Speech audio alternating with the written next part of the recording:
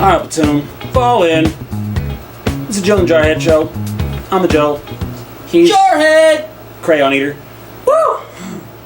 It has been such an awesome weekend. I had a 100% Jarhead-free weekend. It was glorious. I'm so sorry. It was everything I hoped it would be.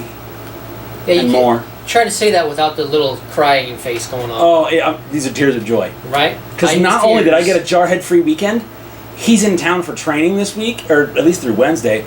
I had a Jarhead-free work day. Like, that doesn't happen. I don't get that lucky. I did today. It was beautiful. You get that we're all seeing right through your fakeness, right? No, there's no fake. This is 100% legitimate joy that it was a 100% Army day. Just as fake as the service you belong to, sir. Well, like the second land army that the United States doesn't need? We got a lot of current events coming today, some good stories coming at you that you won't find in the news. We're going to talk about that stand your ground law. That's back in the news again. Nice. That's going to reel into some kids not doing what they should be doing these days. Yeah. China's back in the news. Imagine that. Aren't they always? It's always China, man. They're like the bratty kid that, like, always wants to be the center of attention. Seriously. And they really are. And then we're going to talk about something that's making a comeback. Yeah, not a good comeback. Not a good comeback. But first, before we get into that depressing stuff, inspire us, dude. I shall try to inspire Joe. Everybody else I'm pretty sure can handle it. Let's see what you got, Joe. Right. The best and most beautiful things in the world cannot be seen or even touched. They must be felt with the heart. Helen Keller. I feel like that's going to play into our segments a lot today because as we talk about things that we should be doing, that we want to be doing as a society, as a people, there's things that you can't be forced to do or shown to do. There's things you feel with your heart that you know in your heart of hearts are the right thing to do for the right reasons. I dig it. This week in history, Joe, what is This week in history, 1946, President Truman signed the National Security Act, which, at the end of during World War II, Russia and the United States were allies, despite our massive ideological differences. As soon as we finished kicking Nazi Germany's teeth in, we're like, we're not going to play well in the sandbox together. No. No. So the Cold War started. The enemy of our enemy was no longer our friend. They were now our single biggest threat. So Truman in 1946 signed the National Security Act, which did three things. It combined the Department of the Navy and then the War Department into Department of Defense. Mm-hmm. Department of Defense was created. The National Security Council was established, which is the guys that brief the president every day on all the threats that are going on worldwide. And it established the Central Intelligence Agency. Really? Yes. At the end of World War II, there was the Central Intelligence Group, which was, they took all the data, all the intel collected, and kind of sifted it to make a picture. The Central Intelligence Agency was actually authorized to conduct covert, clandestine operations outside the United States. So they were actually an agency that had a directive after this, rather than just being an intel source. You know, I gotta say, I'm starting to really love Harry Truman because he's the one that took over after Dwight Eisenhower died in office. No, that would be after Franklin Delano Roosevelt died in office. That's what I meant. One of them, FDR's. So he took over after he died in office, right? So we had to finish up World War II. Yeah, he was the one that authorized the bomb. Yeah, he's the one that... The bombs. Both of them. The bombs. The bombs. And then he did all that, too. That's cool. He did. What a good dude. He was okay. He was alright. I mean, he did other stuff that I'm not such a fan of, but those things, yeah, I'm a fan of. He stood his ground, and he did what was right. Speaking of standing your ground. Nice, good segue. Right? On purpose. Standing your ground. So there was a shooting down in Florida. A couple with kids in the car pulled up to a convenience store. They wanted to run in real quick, so the only parking spot available was a handicap. So he parked in the handicap spot, ran inside just to get the few things he wanted, took his 5-year-old kid with him. He comes back out and he sees his wife is in an argument with some dude over parking in the handicap spot. Now, for me, Joe, the right way to approach a situation would have been like, "You're right, sir. I'm sorry. I won't do it again. Get in your car and drive away." Yep. That's it. I don't care how hectic and crazy the dude is. I don't care what he's saying. Walk away. Yeah. Right? But he if did. you can walk away, walk away. And he did. He got in a fight. The other dude started getting in a fight. The guy, the customer here, the victim here, actually pushed him. And because he was black, this ends up being a racist issue, which it's not. The only people who saw color in this incident are the people out protesting about race. This was not a race. This was a guy who got pushed to the ground, pulled out a gun, and then shot that guy. Now, there's surveillance video out there on this. I've watched it, and I'm not going to get into the ethics of this because who knows if that guy would have gone over him and started punching him some more or kicking him, then he probably should have been in his right to stand his ground and defend himself. So the stand the ground law is just like it sounds.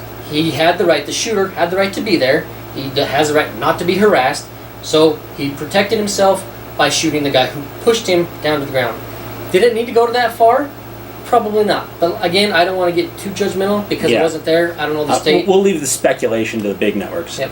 But the stand your ground law, I mean, it's not here in Idaho. It's coming here in Idaho, July 1st. We're actually signing the law. Thank God. Which is more of just a show because we have the castle law in place. You can defend your own castle, your own property.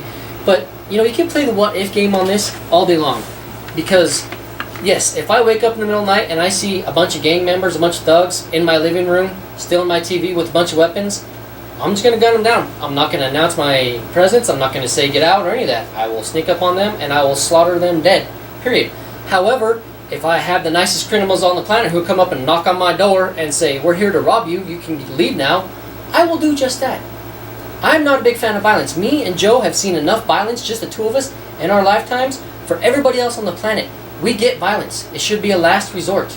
So if my nicest criminals on the planet come up and do that, I'll be like, okay, thank you. I will gladly leave so that nobody gets hurt.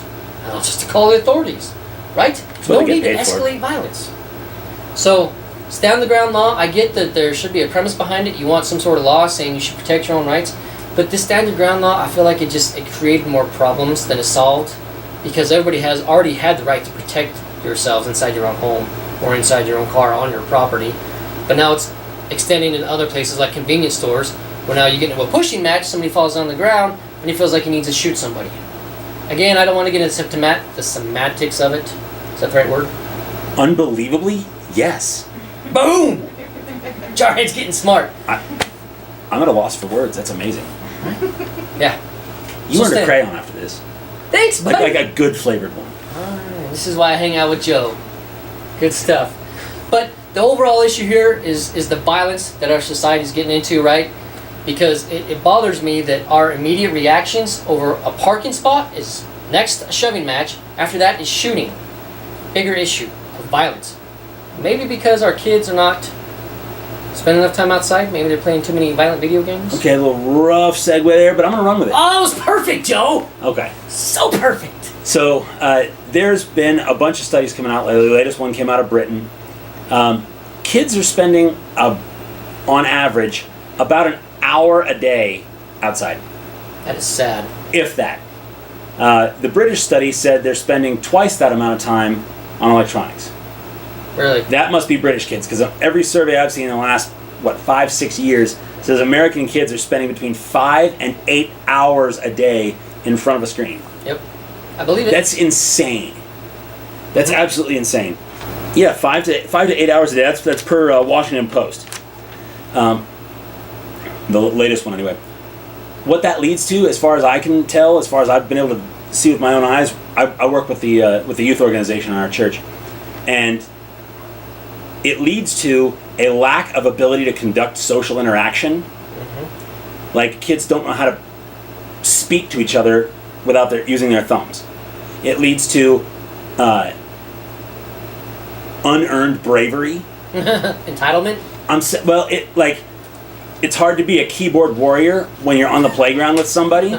You can talk all the mad smack you want over the internet, but when you're standing there and the dude's a foot taller than you, kids don't know how to react to that. Yep. So you get violence because they feel threatened. Get your kids outside. Kick them outside. Force them to be outside. It's good for them. It's good for their social interaction. It's good for their physical health to get some vitamin D the old-fashioned way, letting the sun make it in their bodies. It's healthier for them as people. Mm-hmm. Get them outside. Take them outside. Go outside with them and interact with them. Right. Teach them to do outside stuff. If you don't know how to do outside stuff, learn it and then teach them. Use the screen for something good. There's YouTube videos on how to do outdoor stuff. Watch the video, then do the outdoor stuff. Joe, I really like where you're going with this because it is healthier to be outdoors, to get that natural medicine like you're saying. And for us, we believe that outside the earth was created for man, so that's the best place to be in God's country.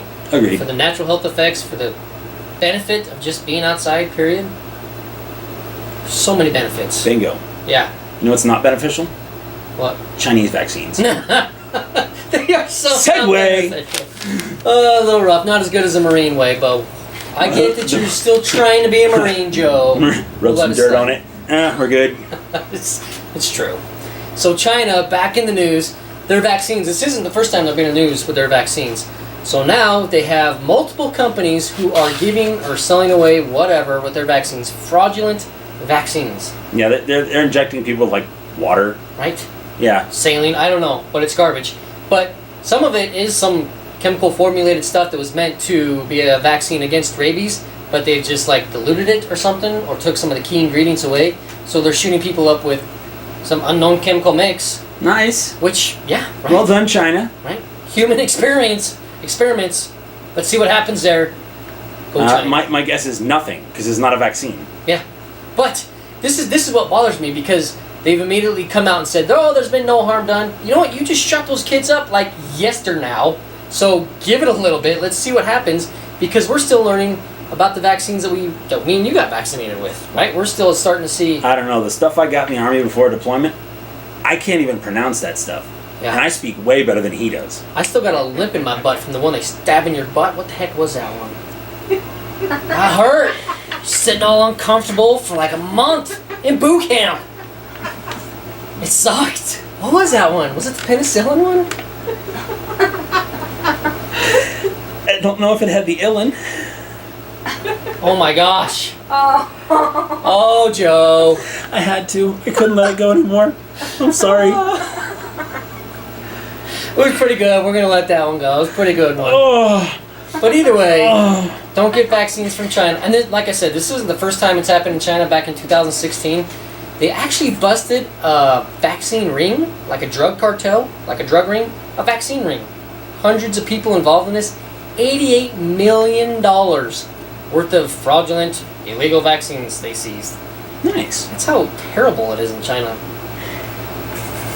Vaccines here is a disputed topic as it is, but over there, could you imagine? Right. Whether or not to get your kid vaccinated? How do you know what you're getting? Well, yeah. I mean, you might as well, because chances are it's not going to be a vaccine anyway. Right. Like, saline isn't going to cause autism. Guarantee you that. Yeah, I get that vaccines is a hot topic of whether you should do it or not to do it. For me, I'm in the belief that if you're going to be sending your kids to a public school, you need to have the vaccines that protect the other children there. Yeah. And the people who keep singing that doggone song of, well, everybody else is vaccinated, so why does it matter if my kid's vaccinated? Have you ever got the flu vaccination shot? Does that work every time? It doesn't. It's not 100% bulletproof. No. It's actually formulated, as I understand it, based on the most common strains that the CDC thinks is going to be prevalent that year. Which last year, they were wrong. Yeah, they Like, were. we had dudes out at work getting the flu like 3 times. Yeah. Oh, but the Army's weak. Probably because I was just around you for too long as well. I only got it once, dude. And I know exactly where I got it, and that person's in trouble. Mm-hmm. Just perfect army right there. All he's gonna do is talk big about it. Nothing's actually gonna happen. No, they already did. He'll call a Marine. I don't wait until later to have the effect. I got sick. I chewed that dude out. Yeah. Oh, dude. A good chewing. There was almost curb stomping, but not. Kind of like you do in war. Shame on you, bad guys! I gave him a good chewing. 'Tis the army way, right? Captured Saddam, killed Uday and Qusay. Uh-huh. That was the Marines. No way, that was the Army. Uh-huh. Yeah. Anyway, It's a comeback. it is, because it's true. Best thing to do when you're arguing with a Marine is throw crayons at them so they stop arguing. But after that, the second best thing is to just tell the truth, and they can't stand it. Anyway, But never mind. I don't understand what you're saying. Speaking of parasitic organisms, AIDS is making a comeback. Oh, that's funny. AIDS. AIDS. How is AIDS coming back? That's an interesting question. I'm going to blame it on the United Nothing. I'm sorry, United Nations. Yeah, that one. The AFP, the Agence Free Press, it's a French equivalent of a newspaper, I guess, or news organization. They had an article today about the 22nd Annual International AIDS Conference, at which they're going to be discussing what to do because AIDS has like new cases of AIDS have been declining, but now that decline is slowing down. Like we're supposed to be at this point, according to the United Nations, UN AIDS is like the AIDS Overwatch organization of the United Nations. According to them, we're supposed to be no higher than 500,000 new cases a year worldwide, and last year we had 1.8 million new cases. Wow. And they blame it on too strict drug laws. Yeah, they said that cracking down on needle intravenous drug use forces people to go into the shadows and share needles and get AIDS and then sleep with people. So their solution, their prescription for the problem is to decriminalize intravenous drugs. Oh my heck. Because that oddly won't enough, create these are the more same issues. people griping about the opioid overdose, right? crisis. But that's their solution is more needles and more drugs. Yeah, that'll solve the problem. That'll solve AIDS. Well, their running theory is that we've focused so much on AIDS treatment drugs that we've gone away from prevention. Like, we're not handing out enough free condoms. Mm-hmm. Okay. Mm-hmm. No. So, yeah, like you just said, you're going to create more issues. You're going to create more STDs and more diseases. I mean, I you know what? The United Nations is right. I've been converted. The solution to the AIDS crisis is to normalize intravenous drug use. Let's make that the standard. Because I'm telling you, like, AIDS is a horrible way to die. Yeah. I'm telling you, a heroin overdose is like that. That's a lot better, right? Thank you, UN. Right? Let's kill people a different sucky way instead of a sucky way. Or, crazy thought, bring back the nuclear family and the values it espouses, and have the parents teach their kids not to do drugs. Like, get involved in their lives. Stay involved in their lives. Teach them, like, by example, to not do dumb stuff. Yeah, don't sleep around. Don't sleep around. How hard is that? Don't do intravenous drugs. Don't do any drugs. Right? Don't share needles. That is a crazy thought, Joe. You know this has got to be common sense. If a jarhead understands it, like if he can wrap his little simian brain around this, you know it's got to be a good idea. It's a great idea. Well done. Thank you. He just winked at me. That's right. I am so weirded out right now. You may not ever do that again, sir. Getting an injection in the butt doesn't weird you out, but a dude freaking See, does. I know you got one too. Don't pretend like you did. I don't brag about it. You don't? The fact that you had to ask that question I know that it all hurts. I need to know. You can't pretend that it didn't. I'm still feeling. It's like the phantom penicillin shot coming back now. You know what I'm saying? Do the hero segment. Heroes Please coming do the up. hero segment. So it's weird to me how all of our heroes, or not all of them, but most of them are cops. Yeah. We don't do this on purpose. When we research this, and we're looking for heroes recently, it's like they're all cops. It's weird. It's like cops do heroic stuff to get noticed. Wow, that is the second crazy thought you've had. I know. It's. I need to quit one. I want to, simmer down a little bit. Slow down. So this cop, he's from Weymouth, Massachusetts, right near Boston. His name's Sergeant Michael Chestnut. He responded to a minor crash, little fender bender, little erratic driver on Sunday. He pulled up the guy who caused the crash, got out and ran away, like criminals do. Sergeant Chestnut did the right thing, ran him down. The criminal here, I'm not going to use his name because he's a scumbag and he's not getting any of that attention from me. No. Threw a rock at Sergeant Chestnut, hit him in the head, ran over to him while the officer was down, picked up his gun. It's a 15-round magazine, shot him 10 times while he was laying down on the ground. And then this dirtbag proceeded to go through the neighborhood while he was trying to escape more, shot through a house, killed an old lady as well.